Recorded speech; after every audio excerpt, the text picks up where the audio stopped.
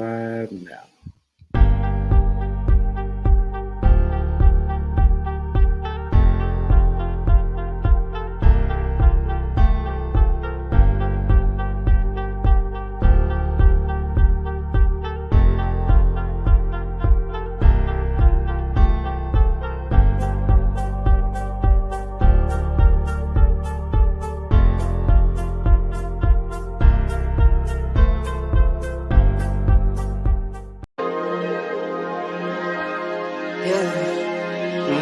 I just wanna run it up. Can we check or something? I've been really in the field, let up,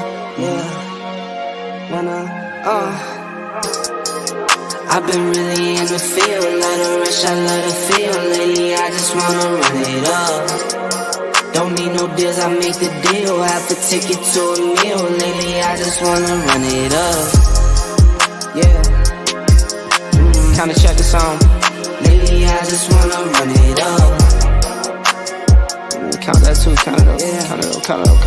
Lately, I just wanna run it up. Need them ones, I need them fives, need them tens, I need that change. To the safe, got blues inside. Greens and pinks, it's all the same. I still save and roll my change. Take some losses when I play, charge it to the game. I'm with L, yeah, I'm with T-Black, I'm with Reverend now. I'm with Bay, yeah, I'm with... What's up, people? This your boy Cole with Cole's Cowboys Sports Report. I have Michael Pledge from Real Bucs Talk. How you doing, man? I'm doing good, man. It's football season, and thank you so much for having me on. Man, thanks for coming on, man. So, a lot of things been going on this week. We got football finally back. That off-season drought has been completely horrible. But we had a game Thursday night, man, and between the Bucs and the Rams. How did you feel about that game? How did you feel about how everything turned out? Should we be freaking out about the Rams getting blown out? Like, what do you think? What do you think about this week one? I mean, week one is always going to be that overreaction, type of thing where, if your team wins, it's, we're going to the Super Bowl. If your team loses, it's like, we got to change things and everything is just end of the world type of scenario. But, that's not the case. Buffalo Bills is a very good team. Obviously, they were getting a lot of hype going into the season. Yeah. Rams are still a very good team. But, I mean, when you look at it, it was, the game up front, as far as offensive line, D-line, and the Bills kind of just had their way against the Rams, new look offensive line. Von Miller is still a beast, and he was affecting the game. And then Josh Allen pretty much, settled things down in the second half, and they kind of ran away with it. But again, It's nothing to, if you're a Rams fan, it's nothing to get worried about. There's still a long way to go in this season. And they'll be right there. I'm sure of it. Yeah. Yes. My takeaways from it. Yeah. Hey, the Buffalo Bills, they came, man. They came. Josh Allen definitely had right about it. And I feel like, the Rams kind of had like a Super Bowl hangover. All the flashy moves over the offseason, I feel like with all the trades and giving up all their picks, they didn't focus on having those draft picks to build up the offensive line. So what do you think about that? Well, obviously, yeah. I mean, they're trading away picks, to, put everything they have into winning that championship, and it worked, right? They got Matthew Stafford, and they got the championship.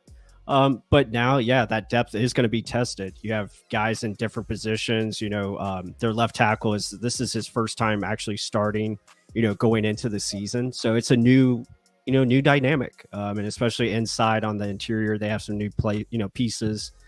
Don't have the weapons outside from the past. You're missing an Odell Beckham Jr.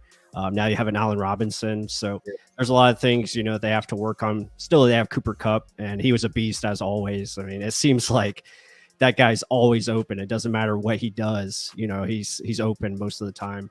Yes, and it seems like the chemistry, I feel like, chemistry has to be built. The only chemistry that Matthew Stafford has is with Cooper Kupp. So we'll see what they do, later on down the season. Like I'm like you, I'm not going to, blow it out of proportion. Even though it was funny to see, especially with Jalen Ramsey. You know what I'm saying? So I'm glad he getting the smoke that, that my boy Diggs get into, but we'll get into that later on. So to be in the NFC, how do you what are your views of the team of the NFC? Obviously, the AFC is strong. So yeah, my bad. No, you're good. I was gonna say, AFC definitely, stronger conference, top to bottom. NFC, you still have, some really good teams. I think when you look at, obviously the Rams still are a very talented team. The Buccaneers, I still feel is a good quality, top echelon team. You look at Green Bay, even with the loss of Devontae Adams, I still think when you have Aaron Rodgers, you're going to be in the mix, right? You're going to be right there. Then you look at, then it's kind of like a group together of, you have the 49ers, you have the Cowboys, you have, the Saints are still in there. I believe. I think they're a good team defensively, one of the best in the league. And then you look at, blanking on teams. Minnesota is another one that's up and coming. Yes. And then from there, I mean, that's, it's just, who can be that other team to step into the mix. You look at some of the other teams in other divisions. I don't see the Bears or, the Lions, making that type of run, even though that would be a cool story. You look at, I forgot the Eagles. Eagles, obviously, I feel like they're good. Yeah. Right. Yeah. We don't like the Eagles. We've had our own history with the Eagles, so but they're going to be a good team. With the additions that they've made, they're still going to be right there. Yeah, so it's really interesting as far as NFC. I mean, I'm going to say the Bucs would probably be the team to beat, just because they still have a very deep roster. It's a very talented group. The key with the Bucs is just staying healthy, and you can say that for all teams. It's them staying healthy and see what happens. Yes, I'm all for as far as the NFC, it's any team can really surprise you. Now, it would be funny to see the Lions, take charge. I'm really rooting for them tomorrow, by the way. I got a lot of Eagle people out there that be wanting to hate on me. I'm praying that the Lions just, go Super Saiyan and be on Eagles. That would be my day. I personally wouldn't care if we lose tomorrow night if the Eagles lose. So that's how deep it is. But as far as the NFC, of course I have, the Buccaneers being one of them because Tom Brady and that defense. Mm-hmm. I mean, I get it. Tom Brady's going through a lot of things, but that's where I can probably say it's most dangerous. You know what I'm saying? He could put all that frustration on the field. You know what I'm saying? So, and of course, Green Bay, Cowboys, we have a lot of enemies, man. It's Green Bay, but of course we can't stand the Packers. So we definitely need to beat them. The Rams, they just a team out there. I believe we can have a chance with them, but the 49ers is definitely a big one on my list because they're the team that a lot of people really don't believe all the time, and they end up showing up in the end. So it's going to be interesting to see how the NFC race is. So let's get into our game, man. So, as you know, Tom Brady came back from retirement. Ruined my week one celebration because I thought we was going. If he would have been out, I would have been like, man, we got a good shot for sure. Right. But I was kind of happy because this is, as you know, Tom Brady is 6-0 against the Cowboys. Yep.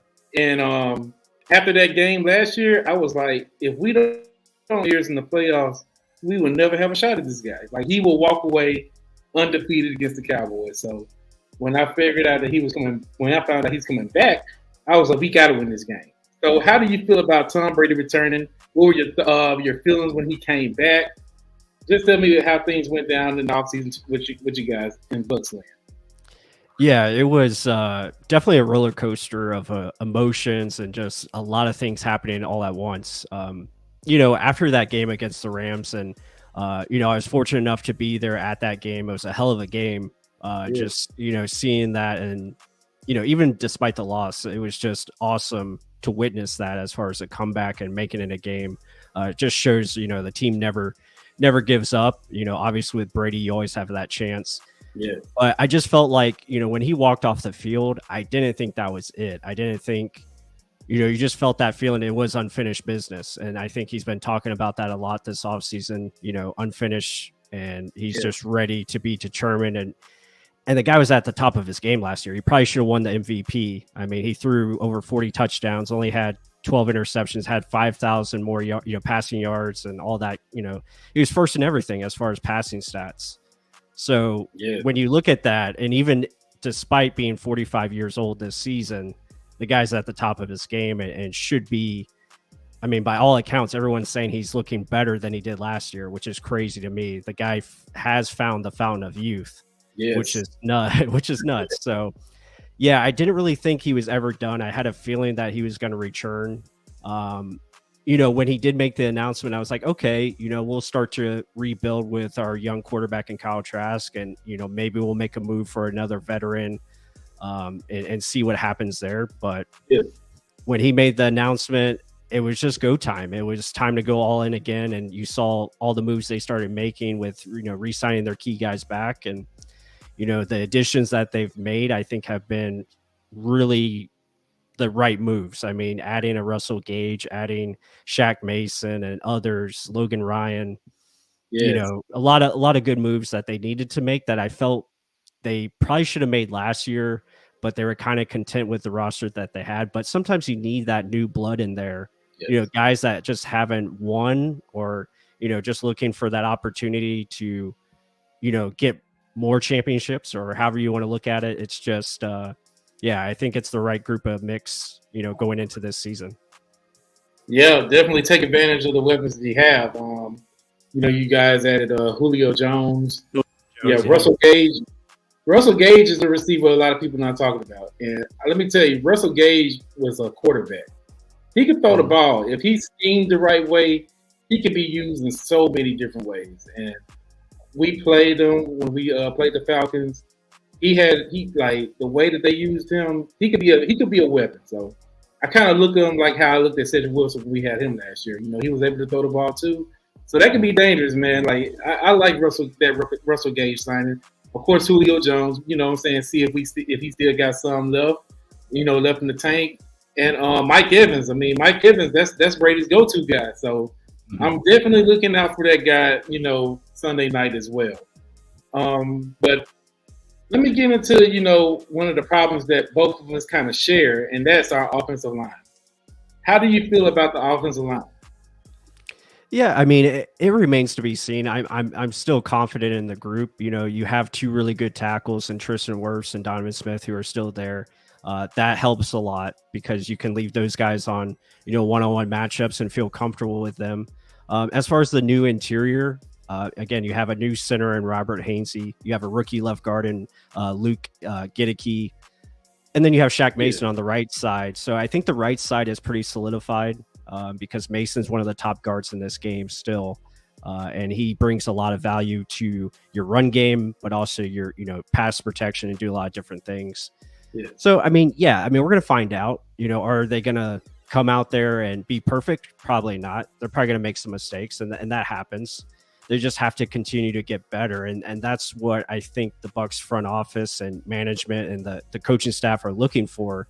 Right. These guys to continue to make progress. And as we get into the later part of the season, these guys are really good, or at least above average, right? Above average where they can hold their own and be solid going into the playoffs.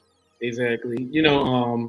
A lot of people, they feel like if you have all these high draft picks on the offensive line that you got the best line of football.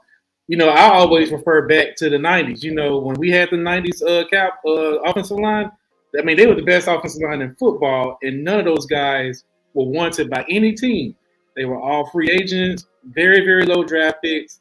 And it falls under basically coaching.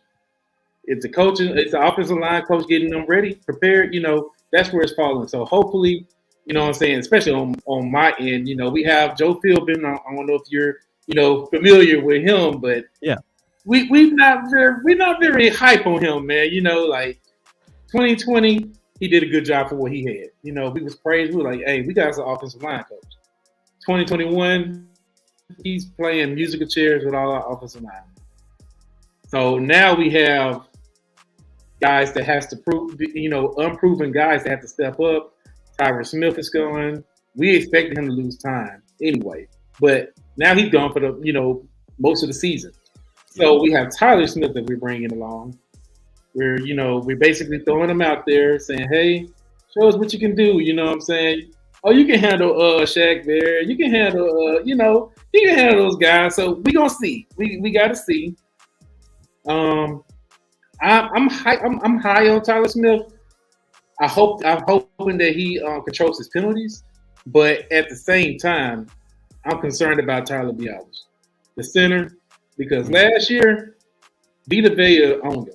You know what I'm saying? Like flat out owned him. Like, and I'm hoping he don't have PTSD tomorrow night against Vita Vea again. So, as far as the offensive line, hopefully they show out. Hopefully, they'll be able to protect our, quarterbacks. I mean, I hope that Tom Brady gets a harder time than Dak. Let's just go with that. So, as far as while we're on offense, let's talk about the scheme. How do you see you guys going with the scheme? Since the offensive line is not as strong, are y'all going to be more pass heavy? Do you think that y'all run the ball a little bit more screens? What do you think? Yeah, I think they're going to try to do, probably a mixture of a lot of things. You could see them try to spread out the Cowboys defense, get them, spread out where there's the box is more set. They can understand where guys are coming from. So you'll probably see a lot of like 3 wide receiver sets in the shotgun to give Tom Brady more time to throw and probably run out of the shotgun as well, as far as running the football, doing stuff like that. I would see, probably 12 personnel as well, get a lot of tight ends in there to help, shift your blocking. They could probably, shift their tackles more inside or move the line to the left or the right. And maybe have a tight end go up against one of the edge guys to block, and maybe keep an extra running back in. So there could be a multiple of max protection looks that they could run, and I'm sure the Cowboys are going to do very similar things where they want to keep Dak in where it's he's heavily protected and you can still have time to throw or try to run the football. So I think it'll be a good balance, but I would expect more spread option type of stuff where they're spreading the Cowboys out and trying to identify matchups where they feel one of our, Julio Jones or Russell Gage or one of those guys can win their matchup, and they just continue to attack that or exploit it.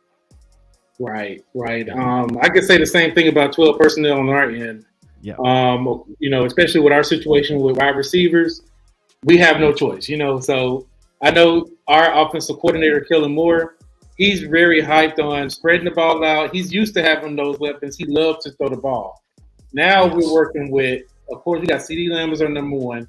We have Noah Brown. Nobody knows him as our number 2. You know what I'm saying? And we have of course we're rotating guys on number 3.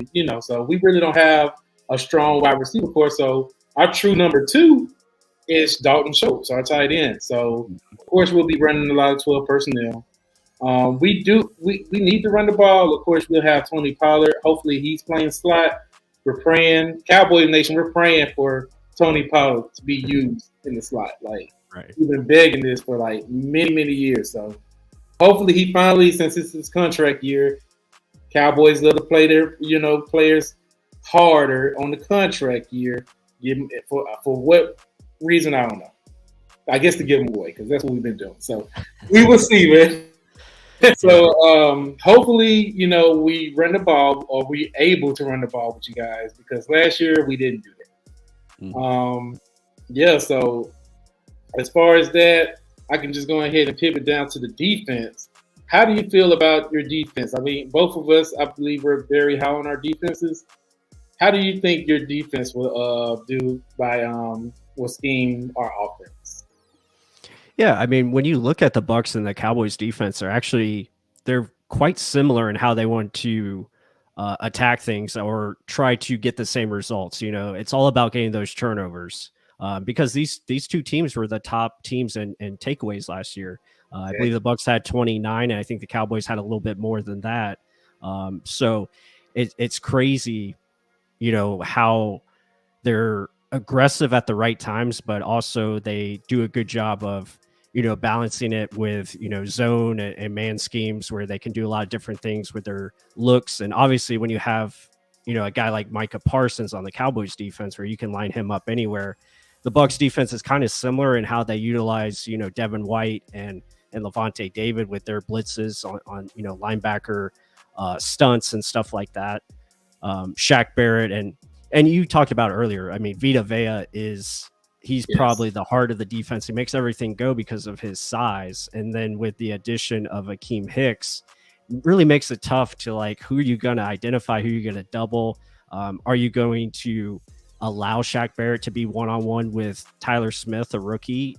That's tough. That's tough if you decide to do that. I mean, it's definitely a welcome to the NFL, and you hope that Tyler Smith has his big boy pants on because it's, that's just a hard matchup. And then, Joe Tryon-Shoyinka is another guy we're very high on coming into his second year, and he's going up against Terrence Steele, which, could kind of go either way. But again, that's a matchup to look at and see, what happens there. But defensively, I think the Bucs will try to probably play a little bit of zone, try to keep things in front of them, and really test to see if their front four can win without blitzing. I think that will be the game plan. Can they win up front without blitzing and get to Dak and cause problems that way? If they can't, then there might be some type of change, going into the second half. Yeah, and that's one thing that I'm kind of nervous about is basically Todd Bowles sticking to, hey, let's stick in zone. Let's stay back a little bit because that's the blueprint that Vic Fangio went on ahead and threw out there that gave Dak Prescott problems and Kellen Moore. Whenever defenses were blitzing Dak was picking them apart. You know what I'm saying? Picking. So I'm hoping that Todd Bowles does blitz so we can have a chance, because Dak is good against the blitz. So we will see. We will see. It might be different with the offensive line is too. So he might not have as much time. Right. Well, I was going to say that's the question with Todd Bowles, and a lot of Bucs fans have been asking that. Is he going to change, as far as his, kind of philosophy? Because he's always been a heavy blitzer, throughout his whole career. That's just what he does. He likes to be aggressive because his philosophy is he wants to speed up that process however he can for the quarterback. Because he feels if he does that, he can force a mistake, he can force an incompletion, turnovers, stuff like that. But will he be patient enough to let that front four work and see if they can win consistently? And if they can, then obviously, that benefits you. Because when you look at last year's game, Dak Prescott had a hell of a ball game, for him coming back after that injury. I mean, had over 400 yards, and they really did a great job of just getting rid of the football quickly, taking what they could, moving the chains, being efficient.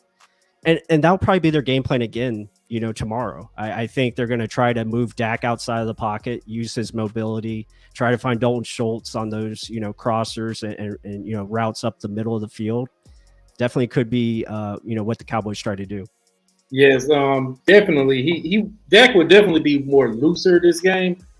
Last game, that was his first game ever since his injury. You know what I'm saying? And I was honestly shocked that he performed the way he did. Because I'm like, he might be a little hesitant doing certain things. And he was. There's been times where he probably tried to run and kind of got scared, getting that first hit. But now he definitely is talking about running, scrambling a little bit more.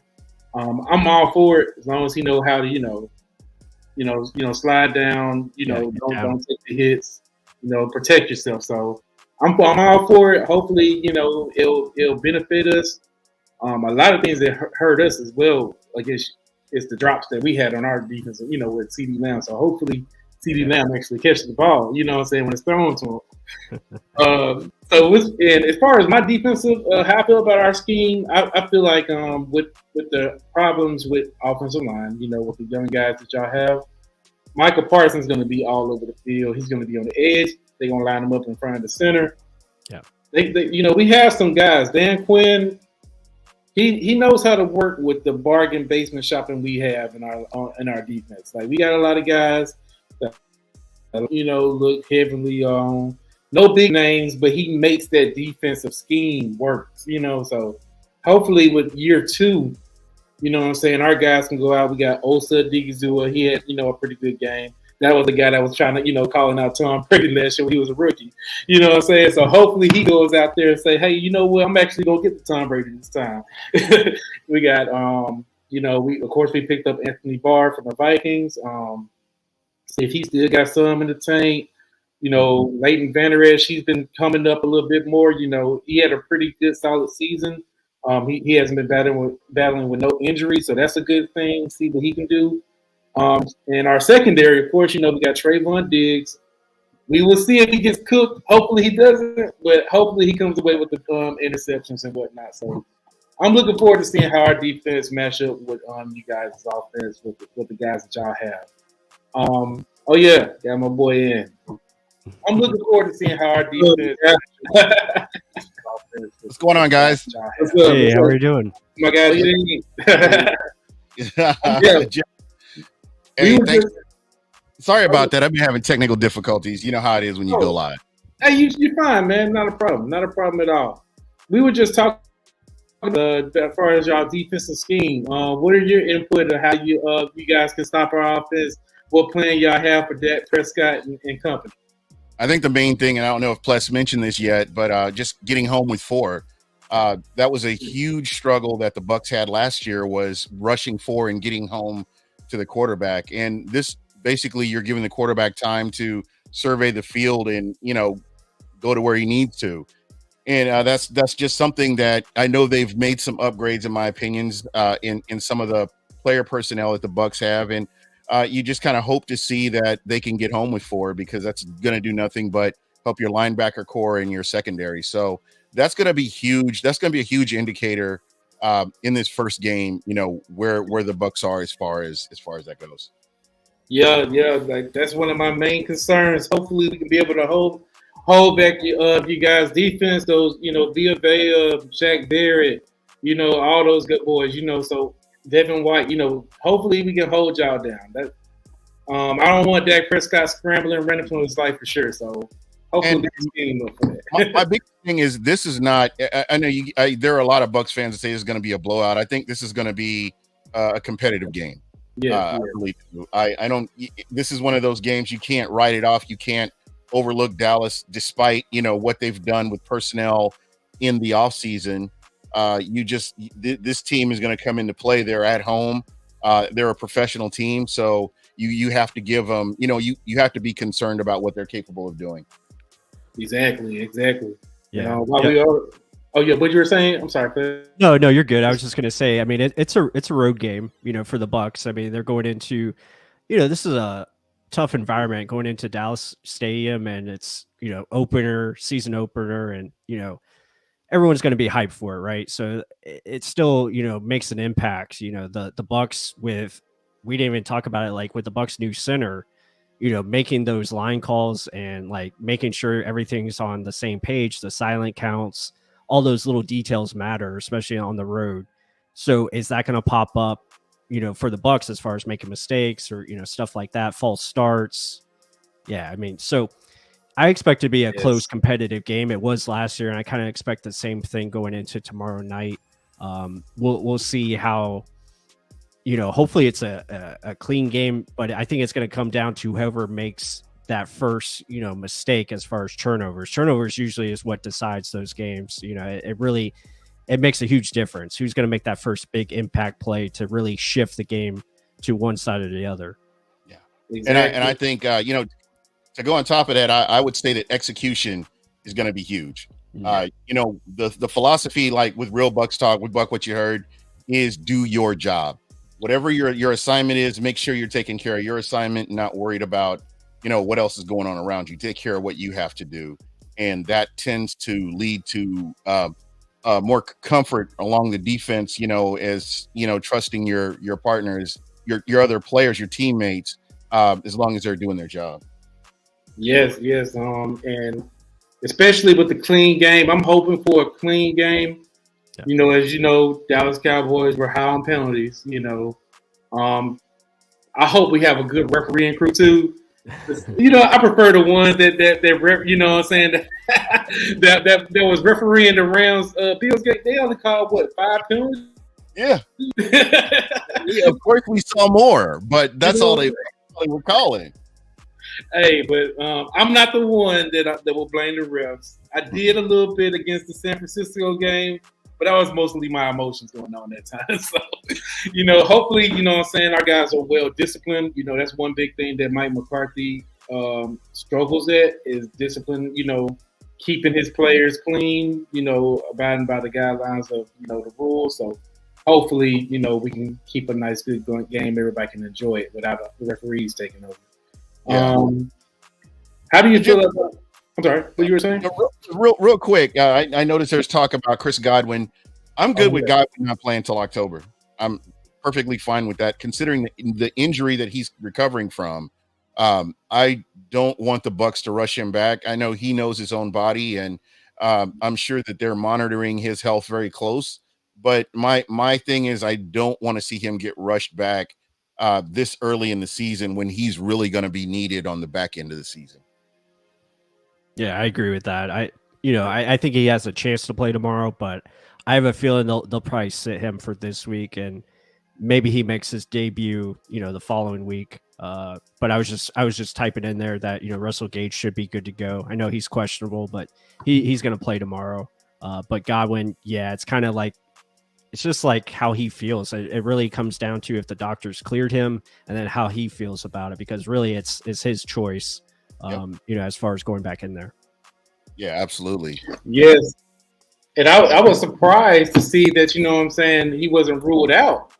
They didn't rule him out, so they're just gonna keep it like, game time decision type of thing. I thought they were just really kind of using it as a gamemanship that he might play, and then at the end of the day, be like, oh no, he's not gonna play. So and we completely ruled out Michael Gallup.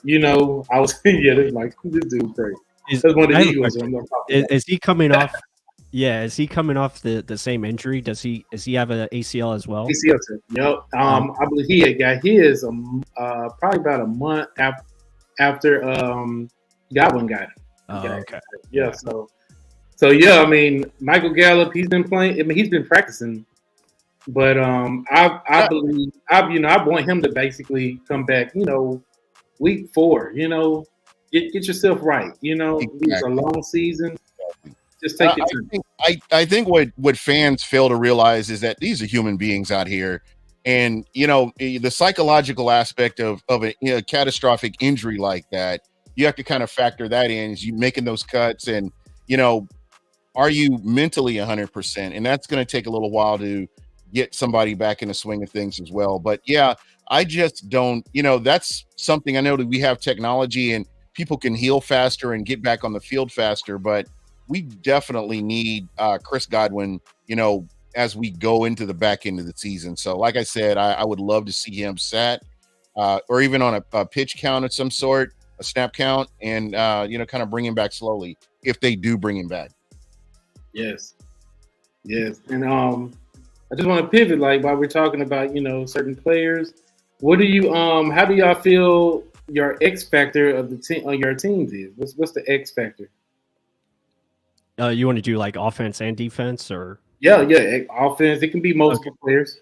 Okay, yeah. Offensively, I feel tomorrow it's going to be Leonard Fournette. I think his ability to catch the ball out of the backfield, be that safety net for Tom Brady, I think is going to be very important. But also him running the football. I think they're really going to try to emphasize him getting more carries and really trying to establish that running game in the right way and being more effective. And then defensively, I'm going to say it's going to be those two big boys in the middle, Vita Vea and Akeem Hicks. I really think they have a chance to really disrupt this game and really kind of take over that front line. If they can be successful, that's going to set everyone else up, and it's going to make the defense that much better. Yeah, right. Well, and it gets I'm looking at Joe Tryon Sharenka on defense. I think if he's been so close last year as a rookie, he was so close to getting to the quarterback. I think that he's really worked on his game in the offseason, and we could kind of see that in preseason. And I know you can't really read a lot in the preseason, but the fact that they've gotten him more snaps and he's getting a lot more comfortable with the speed of the game, I feel he could be an X factor on the opposite side of Shaq Barrett. somebody that can be disruptive, and we've seen, just the speed, his get off on the ball, and he's somebody that I'm really looking forward to. And on the other side of the ball, I would probably have to say like a Russell Gage would be my X factor, because again, if Chris Godwin is out and you have Julio Jones out there, I really believe here's a guy that is not been really paid much attention to with the offseason acquisition of Gage, and I think that he can come in and make a huge impact in this game. Yeah. Mine's basically offensive side of the ball. I would say CeeDee Lamb. CeeDee Lamb, I mean, he has a lot to prove. You know what I'm saying? People are doubting him. They're saying that he's not a number one, wide receiver. He's not used to those double teams. This is time. This is his chance to prove to the world that, hey, I'm that guy. So I feel like, what I'm saying, he'll have that chip on the shoulder and show the world that, hey, y'all been, putting all these other guys in front of me. You know what I'm saying? I'm not hyped just because of the star. I'm that guy. You know what I'm saying? And another defense, of course, I'm going to put my boy Michael Parsons out there. He is the X factor, on defense. That's somebody that people like, hey, you see that guy right there? We cannot let him mess up nothing because that's his plan. So hopefully, I did a whole video on him. So. Exactly. Oh, you did? Yeah. For you, do you feel like, when you look at your team top to bottom, when everybody's healthy, is CeeDee Lamb your number one receiver? Exactly. But he is our number one receiver. You know what I'm saying? Based on his body of work and what you see with him coming into the season and just looking at the overall scheme of the team, is he your number one guy?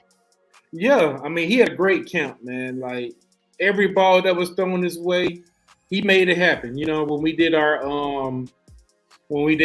camps with other teams, he wasn't getting on. I'd never seen one clip of him getting owned by opposing corner. So I believe that he really will step up and be that guy. Him and Dak definitely been working, grinding hard, building up that chemistry. I believe he's really going to show the people out there that, hey, I'm that guy. So that's why I got so much hype on him. Of course, I'm rocking his jersey. You know what I'm saying? So yeah, I'm all in on CeeDee Lamb. And let's see. We're going to go ahead and pivot down to score predictions. Okay. Well, you know what I'm saying? We can keep it 100 with each other. Ain't no hard feelings. Yeah. I'm gonna pick the Bucs, obviously. I have the Bucs 31, and I'm gonna say the Cowboys 24. So I think it's gonna be a close game pretty much all the way till the end. Right. Yeah, with that Tom Brady ended. All right. I'm superstitious. I normally don't do. It's fun, man. No pressure. I'm a guest on here, so I'm gonna go ahead.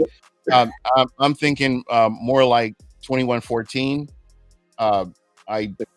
Like I said, I think the defense. I think the Cowboys' defense is somewhat underrated in certain positions, and again, this is the Cowboys getting a chance to redeem themselves from last year. So I'm sure that this will be a closer game than what people are giving it credit to be. Yes. Well, of course, what I'm saying. I gotta have faith. We could finally get Brady. You know what I'm saying? He's gonna walk into retirement undefeated against the Cowboys. So I would say we'll pull this thing off 20-17. 2017.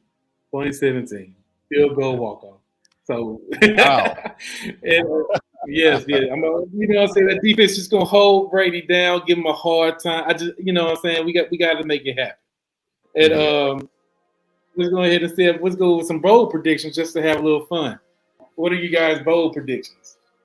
Oh man. Bold predictions. I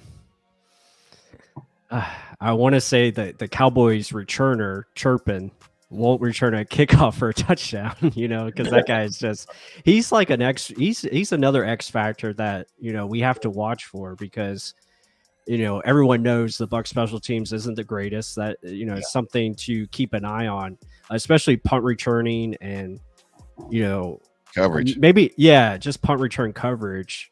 that is something to watch. I'm hoping our punter just kicks it out of bounds. Hopefully that's the game plan, because that guy's legit. Chirpin reminds me a lot of Dante Hall, and I know that's high praise, but he just has that shiftiness, that can make things happen back. And all he needs is that seam. That's all he needs. Seam and it's gone. And he just knows how to do it very effectively. Very similar to the Saints returner, who always gives us, problems. Yeah. So, I guess bold prediction was just not letting him score. That will be mine. I mean, maybe another one. I think Leonard Fournette, like I said, he's the X factor. I think he'll have a very good game. I say he combines for 140 yards through the air and running, and I say he has 1 touchdown. Okay. Wow, he just kind of stole my thunder there. Yeah. That was where I was going. I was going with Leonard Fournette, 100 yards on the ground. Oh, yeah. Man, he get 100 yards on this. Woo. And I just, the one thing that the Bucs have been getting knocked, about their O-line, but their run blocking is really good, and it's underrated at times. But I think they're, that could be one of those situations where, with Todd Bowles and Byron Leftwich, I know, watching Real Bucs Talk, that the Bucs are looking to run a lot more this season than what we've seen in seasons past. So, you draft a Rashad White, rookie out of Arizona State, and bring him in, a young man that, showed pass catching abilities, and we saw flashes of that in preseason. So they're really keying in on making the running game a huge part of the Bucs offense. Yes. Well, my bold prediction, Plus actually took mine. With Turpin, I was like, he was going to take one to the house, man. Hey, that dude right there. Hey, special teams is a big thing for us, because I pivot back to our last game. If our kickers make that kick, we win the game. So yeah. Hopefully our kickers, we need special teams. So special teams with Turpin, I want him to take a kick return and a punt return back to the house. Yeah. Hey, but it's been a pleasure having you guys on my show. Hey, like I said, a year ago I wasn't even doing content, and around this time a year ago I was watching y'all content, getting notes on the Buccaneers, man. So I appreciate y'all coming around and coming to my show. It was great. I'm glad you're doing it, man. That's the great thing about being able to put out content. Is there's a niche for everybody, and it's not about competition. It's about, okay, I feel comfortable listening to you, and I'm going to tune in, and I have you on rotation. Like, plus, if I don't catch a show live, or when he puts it out, he tweets it out, I usually catch it at work, because I don't do anything but just kind of listen to content. So I've got him on rotation, and there are content creators out there that you just are interested in listening to. So keep doing what you're doing, my friend.